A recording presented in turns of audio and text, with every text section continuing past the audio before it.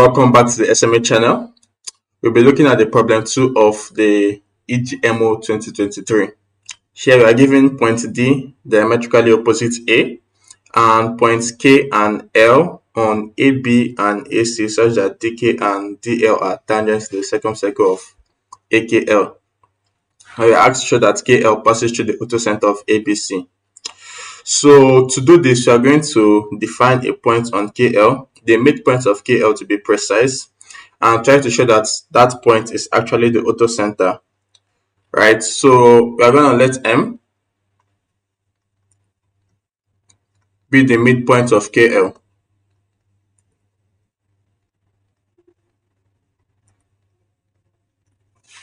Right? So we already have that DK and DL are tangents. So we're going to have that angle DKL is equal to angle BAC, which is also going to be equal to angle DLK, right, by the tangency criterion. So that's going to imply that DK is equal to DL, right? So we also have that M is the midpoint of KL, so KM is equal to LM as well, and obviously I've already gotten that those two angles are equal. So by similarity, this will give us that angle KMD is equal to angle LMD, which means that they are both 90 degrees. So here we have that this is going to imply that angle DMK equal to angle DML equal to 90.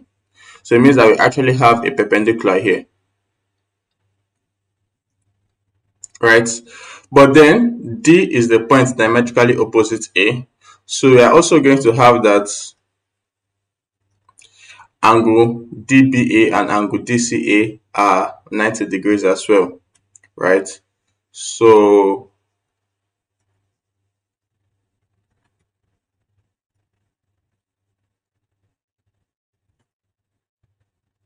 we have that angle DBA.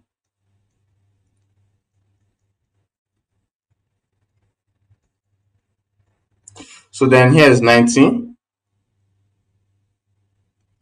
And here is 90. So now this means that we looking at BKMD and CLMD, we have 90 degrees facing each other. So those two circles are, those two quadrilaterals are cyclic, right? So basically we have angle KBD equal to 90 equal to angle KMD, and angle LCD first equal to 90 equal to angle LMD. Right, so now this is going to imply that the two quadrilaterals BKMD and CLMD are cyclic. Right, so now I have that they are cyclic, right, which means that angles facing the same arc are going to be equal.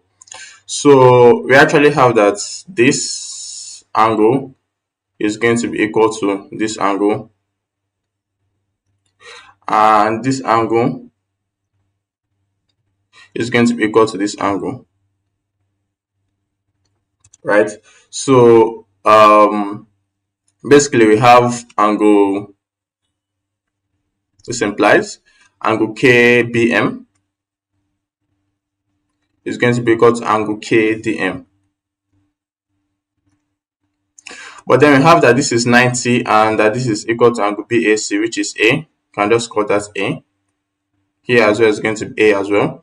So this is going to be equal to 90 minus angle A, right?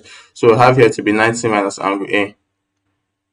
And since here is 90 minus A and we have that here is A, it means that this line is going to be a perpendicular, right? Similarly, we have that angle LCM is equal to angle LDM, which again is equal to here's A, here's 90, so that's going to be equal to 90 minus angle A.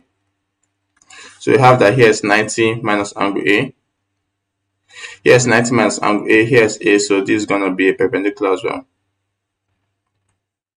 And now we have M being the intersection of heights or altitudes, right? Because those two are perpendiculars, which forces M to be the orthocenter, right?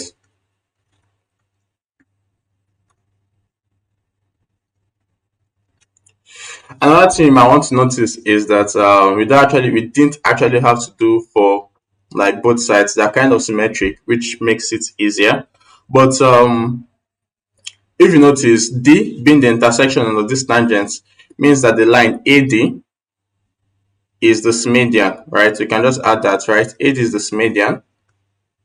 So it means that is the reflection of the median, this median here, over the angle bisector.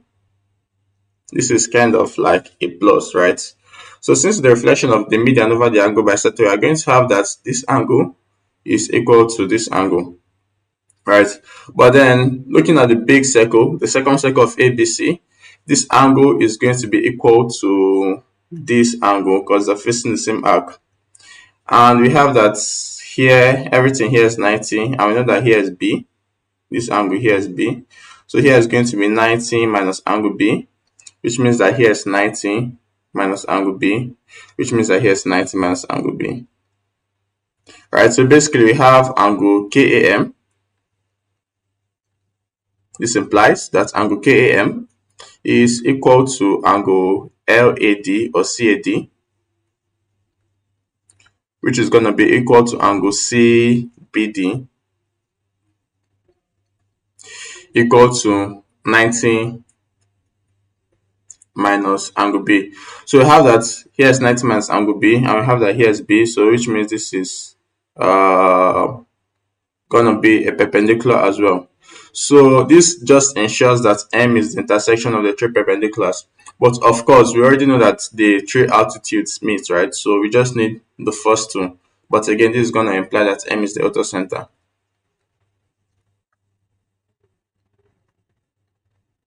So with this, we are going to have that, or with this, we have been able to prove that KL passes through the orthocenter, which of course happens to be its midpoint as well. And then with this, we are done with this problem.